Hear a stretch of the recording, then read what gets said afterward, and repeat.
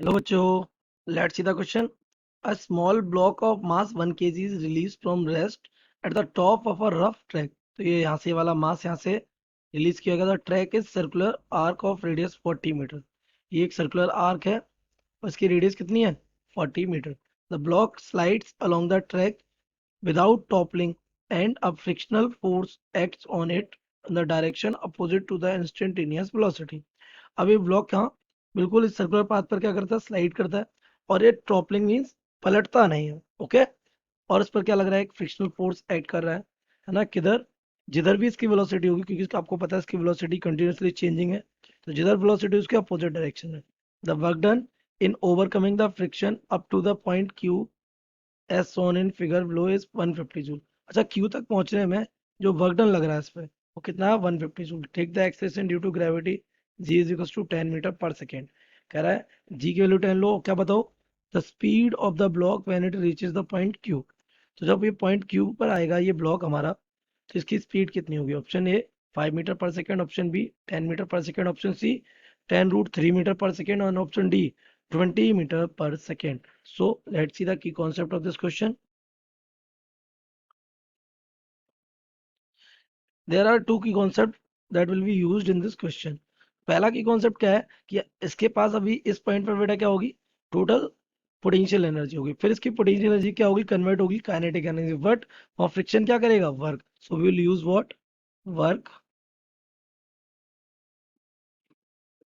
Energy theorem. ये क्या कहती है कि जो वर्क डन होगा वो चेंज इन काइनेटिक एनर्जी और पोटेंशियल एनर्जी के इक्वल होगा. तो ये हमारा हम यहाँ यूज करेंगे. कॉन्सेप्ट आगे भी देखेंगे. और इसमें जो दूसरा कॉन्सेप्ट यूज होगा, that will be what? The for circular motion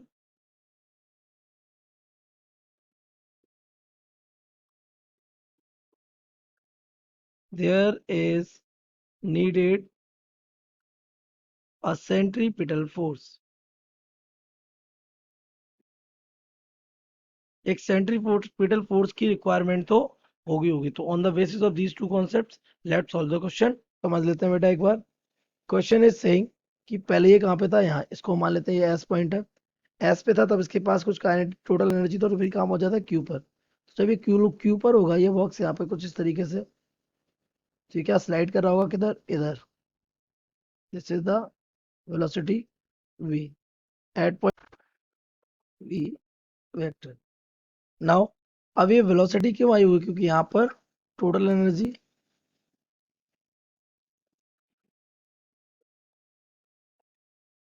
of block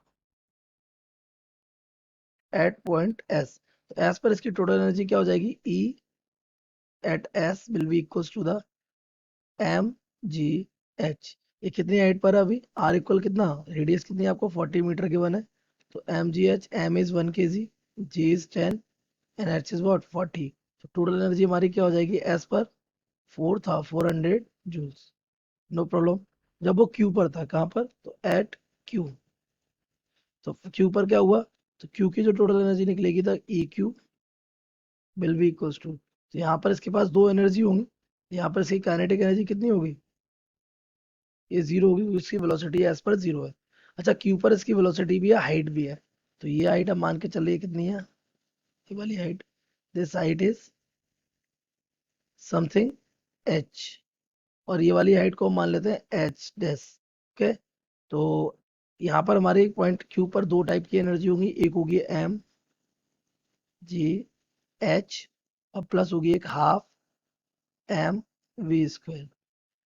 ये ई क्यू की एनर्जी होगी. लेकिन ई क्यू तक पहुंचते पहुंचते इसमें एक एडिशनल और एनर्जी खर्च हुई. कौन सी? थर्ड. क्यू तक पहुंचते पहुंचते कितनी? 150 जूल वर्क. ये किसने किया है? इसी ई एस ने किया है अगेंस्ट फ्रिक्शन. ये वर्क डन किसके अगेंस्ट हुआ है? फ्रिक्शन के अगेंस्ट हुआ है. सो अगर हम कंजर्वेशन लगाएं तो हमारा E at S will be equals to the total energy at Q होना चाहिए. बट क्योंकि यहाँ पर एक एक्स्ट्रा एनर्जी खर्च हुई है कितनी? 150 जूल.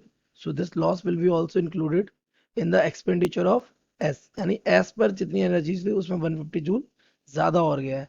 तो ये हमारा हो जाएगा ES हमारा कितना है 400 joules will be equals to the EQ पर, क्यू पर हमारी एनर्जी कितनी थी, दो थी, एक हमारी कितनी है mg और एक half mv square, this will be m g h, और ये हो जाएगा half m v square, this will become plus का 150 जूल, ये क्या हो जाएगा फ्रिक्शन के अगेंस्ट वर्क डन है ना, तो ये 150 उधर जाएगा तो ये हमारा हो जाएगा 250 joule is equals to mgh plus half M V square, जिसको इक्वेशन फर्स्ट डालते हैं, बात कर लेते हैं एच की।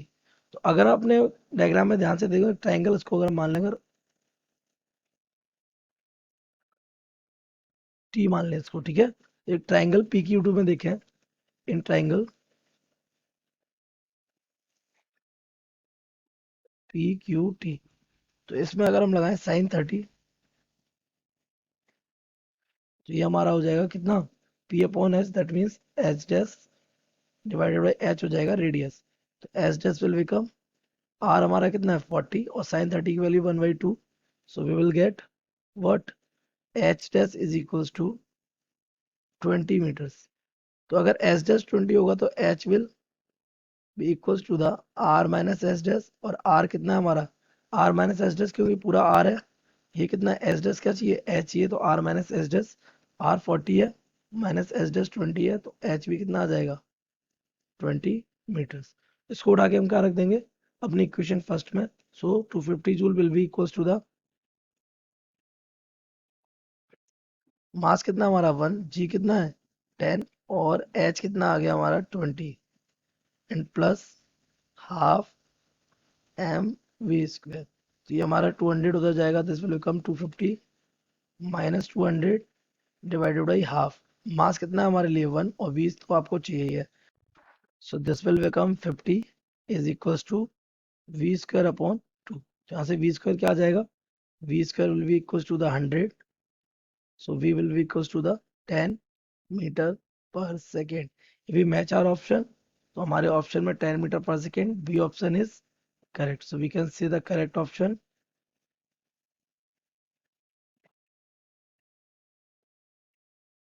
B. I hope you have understood it well. Best of luck.